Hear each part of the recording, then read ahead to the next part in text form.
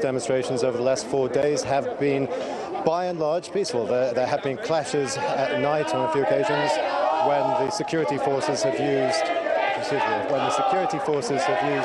tear gas to disperse crowds. But as you can see, there's a lot of energy here from the people around me. There's probably more people now leaving the demonstrations than there are going towards them, but there's still a lot of people there. You can hear in the background they're yelling Thawra or revolution. And one of the main things that people have been telling us throughout the day is that they're trying to speak with one voice. They want to be heard as the Lebanese people, as one voice, one as Lebanese, delivering one message. I hope you can still hear me amongst the crowds of people here. Adam, we're expecting Prime Minister Said Hariri's 72-hour deadline to pass tomorrow. He's promised economic reforms.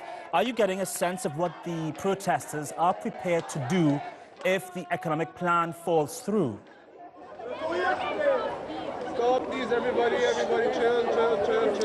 Okay, I've got to be honest, I heard very little of your question. I did hear that you were mentioning Hariri and the speech that he's going to make tomorrow. What people are saying here, what's very common among the mood of the people here, is that they are actually expecting him to resign.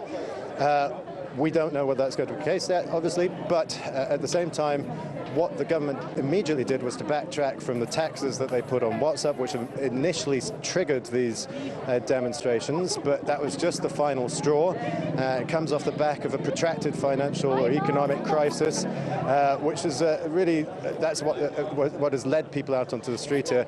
Frustration with the economy and at the same time with the political system, those two things tomorrow. Now, the 72 hours that Hariri gave himself set a sort of self-imposed timeline to make a presentation to the people with a plan, which he's trying to get through with a very delicate coalition government, four ministers of whom have already resigned.